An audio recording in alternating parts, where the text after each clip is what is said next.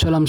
تعنا هبلي زخبركم من زخبركن انت ملكتنا اقدستن وانا والمعبالتات مارلتها مسحيزنا لكم كريمنا لنا كمتن مود لايك وسبسكرايب لاقوكم بيتسكت كونينا نعدمكم زلنا حزي ناب زرزرة مبيلنا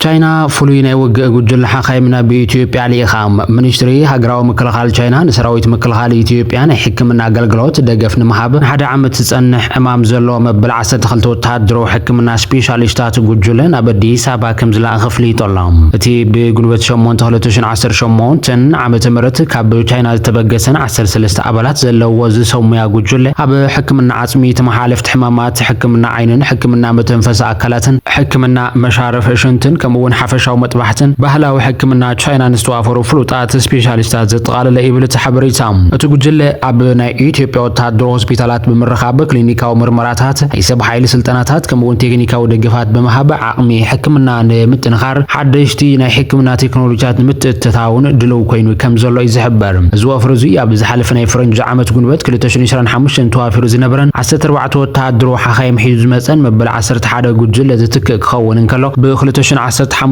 ዓመተ ፈረንጅ ጀሚሩ ናይ ቻይና ህዝባዊ ሓርነት ሰራዊት ሕክምና ዩኒቨርሲቲ ካብ 100 ሰባት ንላዕሊ ልዑል ሕክምና ሰብሙያታት ናብ ኢትዮጵያ ዝለኣኸ ኮይኑ እዞም ሰብሙያታት ንኣባላት ሰራዊት ምክልኻል ኢትዮጵያ ሲቪላውን ከምኡውን ናይ ሕክምና አገልግሎት በመሃብ ናይ ክልቲአን ሃገራት ታሪኻዊ ዕርክነት ብዝበለጸ ዘጠናኽር ይውን ተባሂሉላ። እዚ ሰፊሕ መደብ እዚ ቻይና ኣብ ዓለም ለኻዊ ሰብኣዊ ምትሕብባር ዘለዋ ንቑሕ ተሳትፎ ዘርእን ንኹሉ ዝተርፍ ዓለም ለኻዊ ናይ ጥዕና ማሕበረሰብ ናይ ምህናፅ ራእይ ምዃኑ ድማ እዩ ዝሕብር ዘሎ። ደጋውያን ሓይልታት ኣብቲ ሃገር ዝገብርዎ ምትእትታው ካብ ግዜ ናብ ግዜ እናወሰኸ ይኸይድ ከም ዘሎ ዝሕበር ዘሎ ኮይኑ ናይ ወፃኢ ሃገር ሰብሙያን ሰላያን ሕክምናን ኣብቲ ሃገር ዘሎ ናይ ሓበሬታን ድሕነትን ሉዓላውነት ድማ ነቲ ሃገር ናብ ሓደጋ የእትዋ ከም ዘሎ ተዓዘብቲ ይገልጾም። መንግስቲ ቱርክ እውን እንተኾነ ኣብ ቀረባ እዋን ብኢትዮጵያ ብርክት ዝበሉ ሰብሙያ ሰላያን ፀጥታን ይዋፍር ከም ዘሎ ኣብ ካናዳ ዝመደብሩ ኣብ ሃገራውን ዞባውን ጉዳያት ኢትዮጵያ ዘተኩር ማዕኸን ዜና ሆርን ፍሪኩዌንሲ ዝተባሃለ ሚድያ ሓቢሩ ነይሮም። እዚ ማዕኸን ዜና ነቲ ጉዳይ ቅርበት ዘለዎም ዲፕሎማስያውን ፀጥታውን ምንጭታት ብምጥቃስ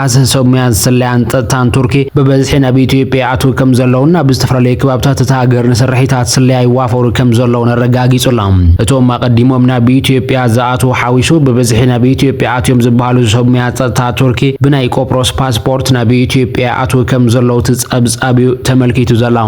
ሆርን ፍሪኩዌንሲ ካብ ዲፕሎማስያውን ፀጥታውን ፍልፍላት ዝረኸቡ ሓበሬታ መሰረት ብምግባር እቶም ክኢላታት ፀጥታ በተደጋጋሚ ናብ አዲስ አበባ ሓዊሱ ድሬዳዋ ሓዋሳና ናዝሬትን ዝርከቦም ዝተፈላለዩ ከባብታት ኢትዮጵያ በተደጋጋሚ ከም ዝበጽሑ ጸብጺበዮም። እቶም ብፓስፖርት ቆጵሮስ ናብ ኢትዮጵያ ዝኣቱ ናብ አዲስ አበባ ዝተዋፈሩን ክኢላታት ሰላያን ፀጥታን ቱርኪ ኣብ ርእሲ ከተማ ብፍላይ ቦሌ ሚካኤል ኣብ ዝተባሃለ ከባቢ ዝርከቡ ሆቴላትን መዕረፊ ጋይሽን ይሓድሩ ከም ዝነበሩ እውን ገሊጾም። እቶም ክኢላታት ፀጥታን መጽናዕታዊ ወረቓቕቲ ዝተፈላለዩ ሰበስልጣን መንግስትን ክኢላታትን ቃለ መሕተት ዝገብሩ ተመራመርቲ ከምኡውን ኣብ ፕሮጀክታት መንግስቲ ዝበጽሑን ሽፋን ሚድያ ዝህቡን ጋዜጣታት ምዃኖም ይግለጽ። ነዚ ስዒቦት ማእኸን ሓበሬታ ነቲ ጉዳይ ቅርበት ዘለዎም ወገናት ተወሳኺ ምርመራ ብምክያድ ኣብ ዝሃቦ ሓበሬታ ድማ በመንግስቲ ቱርኪ ብነፃ ትምህርቲ ዝወሃቦም ዘሎ ኢትዮጵያውያን እውን እንተኾነ ንስራሕ ሰላያን ፀጥታን ይምልመሉ ከም ዘሎ እዮም ሓቢሮም። ነዚ ሓበሬታ ዝሃቦ ፍልፍላት ኣብ ስራሕ ሰላያን ፀጥታን ንመንግስቲ ቱርኪ ክሰርሑ ዝምልመሉ ዘለዉ ኢትዮጵያውያን ኣብ ቱርኪ ትምህርቶም ስልጠናን ሰላያን ፀጥታን ምስ ወዱ ኣብ ዩኒቨርሲታት ኢትዮጵያ ትካላት ምርምር ከምኡውን ትካላት ምክልኻልን ክቁፀሩ ምዃኖም እዮም ሓቢሮም ዘሎም። ሚኒስትር ሓበሬታ ኤርትራ ንውድቀት ብልጽግና ቀንዲ ምኽንያት ኢሉ ካብ ዘቐመጦም ነጥብታት እንተልዕል ደጋዊ ምትእታውን ስሑት ናይ ወፃኢ ፖሊስን ካብ ቀንዲ ተጠቀስቲ ምዃኖም ክገልጽ ተራእዩ ነይሮም። ንሱ ጠንቂ ውድቀት ፖለቲካውያን ሓይልታት ኩሉ ሳዕ ዘይብቁዕነት እዩ። ብልጽግና እውን ቀደም እውን ብማይ ሓይል ወይ ድማ ኢንፊውዥን ሓደሽቲ ጎባልል ዞባና ቁሩብ ተሳልዩ እምበር ንህዝቢ ኢትዮጵያ ኾነ ነቲ ውክሎ ዝብል ህዝቢ ኦሮሞ ዝምጥን ዕላማ ኾነ ብቕዓት ኣይነበረን ብምባል ተኸብቲ ንባዕሎም ኣብ መዋጥር ምስ ተሸመሙ ድማ ዋንኡ ከም ዝጠፍኦ ከልቢ ጭሮኡ ደጉኢሉ ኣብ ተነጽሎን ቀባሕባሕን ክነብር ይገብርዎ ኣለዉ ክብል ድማ እዩ ኮኒኖም። ጠንቂ ውድቀትን ሕልፈትን ብልጽግና ካብ ህዝብታት ኢትዮጵያን ማሕበረሰብ ዓለም ዝተሰወረ ይኮነን ብምባል ኣብ ልዕሊ ሓደ ወገን ንምርጋእ ዝኽተሎ ዓሌታዊ ከፋፋልና ነቐትን ፖለቲካ ከም ኣካል ናይዚ ፖሊሲ ድማ ኣብ ልዕሊ ገዛ ርእሱ ዝኣወጆ ናይ ኩናትን በብኸባቢኡ ዘጋጥሞ ዘሎ ወታደራዊ ስዕረትን ጉሂላታት ውሽጥን ግዳምን ሰፊሕ ባይታ ዝፈጠረ ብፀቕጢ ግዳማውያን ሓይልታት ዝተኣታተወ ጉጉይ ቁጠባዊ ፖሊስታት በልሾው ምሕደራን ኣብ መንደባብሮ ህዝቢ ፈጢርዎ ዘሎ ምረትን ኣብ ክንዲ ሰናይ ጉርብትና ሓበራዊ ዕቤትን ምቁማት ትካቦ ሰኒእካ ዞባዊ ጎብለልን ናይ ደጋዊ ምትእትታው ምዕባልን ዝብሉ ዛዕባታት ከም ዝርከብዎም ገሊጹ ነይሮም።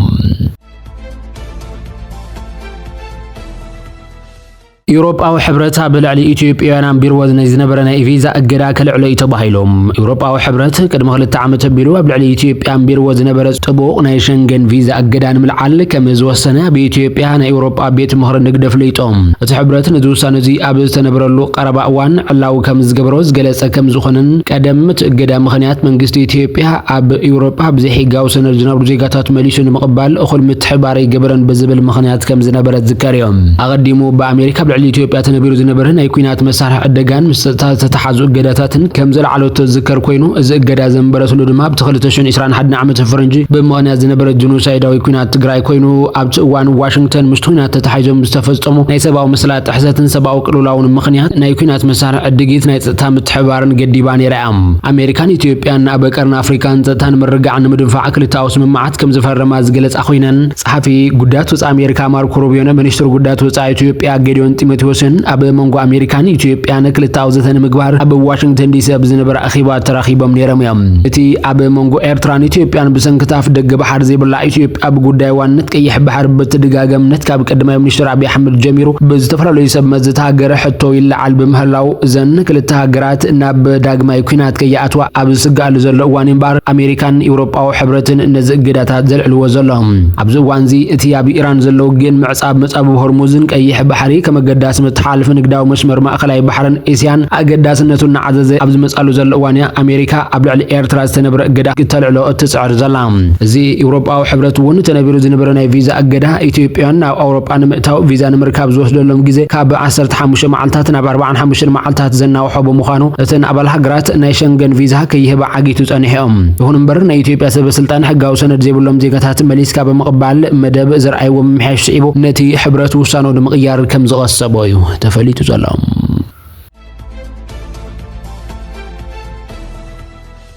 ካብ ኣሜሪካ ዝተሰጎጉ ተሻዓተ ሰባት ድማ ናብ ሴራሊዮን በፂሖም ተባሂሎም ካብ ኣሜሪካ ዝተሰጎጉ ተሻዓተ ስደተኛታት በ20 ጉንበት ናብ ሴራሊዮን ከም ዝኣተው ሚኒስትር ዜና እታ ሃገር ይዕላው ገይሮም እቶም ተሻዓተ ስደተኛታት ኣብ ጥቃርስ ከተማ ፍሪታውን ዝርከብ ኣህጉራዊ ማዕርፎ ነፈርቲ ሴራሊዮን ከም ዝኣተው ጸብጻባት ይሕብሮም እቶም ስደተኛታት 5 ጋናውያን 2 ዜጋታት ጊኒ ሓደ ድማ ዜጋታት ሴኔጋልን ናይጄሪያን ምዃኖም መግለጺ ሚኒስትር ዜና ይተመልክቱ ዘሎም እቲ ሚኒስትሪ ኣብ መጀመርታ 24 ዝተሰጎጉ ሰባት በልት ቢት ኳንተ ነበሮ በመንታይ ምኽንያት ሸዓተ ጥራይ ከም ዝመጹ ግን ዝርዝር ሓበሬታ ይሃበን ዘሎም ሴራሊዮን ካብ ኣሜሪካ ተሰጎጉ ሰባት ክትቅበል ካብ ዝተስማማዕ ሃገራት ሓንቲ ኮይና ሚኒስትር ጉዳያት ወጻኢ ሴራሊዮን ቲሞቲ ካባ ድማ ኣብ ዝሃቦ መግለጺ ሃገሩ ካብ ምምሕዳር ትራምፕ ንዝተባረሩ ስደተኛታት ንግዚኡ ክቅበል ከም ዝተስማዕምዐት ብምግላጽ ኣብ ተስማምዕ ዜጋታት ምዕራብ ኣፍሪካ ጥራይ ከም እትቅበልን ካብ መንግስቲ ኣሜሪካ ሓገዝ 1.5 ሚልዮን ዶላር ከም እትረክብ ነብርሂኦም ኣሜሪካ ብውሕዱ ምስ ካልኦት 8 ሃገራት ኣፍሪካ ከምዚ ዓይነት ናይ ሳልሳይ ሃገራት ስምምዕ መስርሕ ምስጓጉ ጌራላም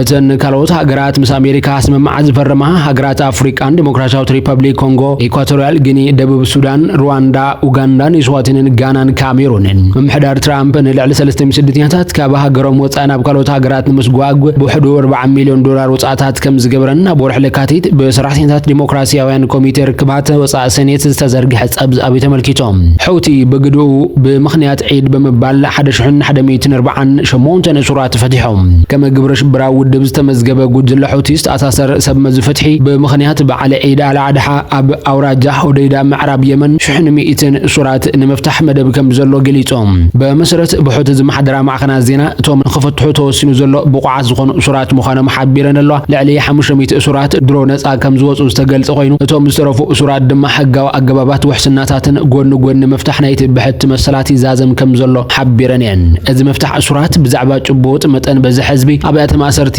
ሆዶይዳ ዘሎ ሱራት ሕቶታት ተበጊሰሎ ክብል ጸብጻብ የመን ኦንላይን ሓቢሩ ዘሎም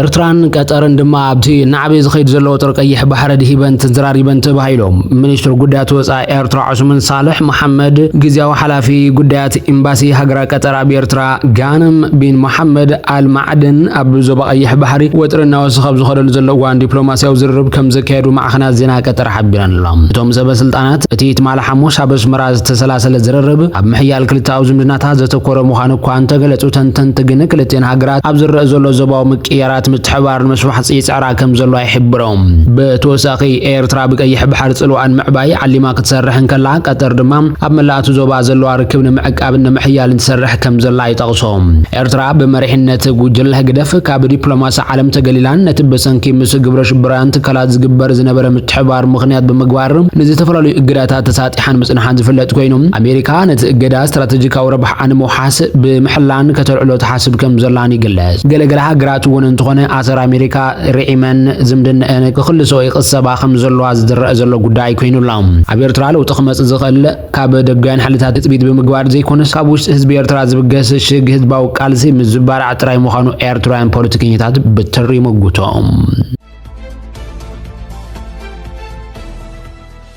زي خبركم من خبر كن تملكتنا حبريتات الساعات بزي كان بيتنا بزقصل بحدش معبالتات الرخبك خون يوم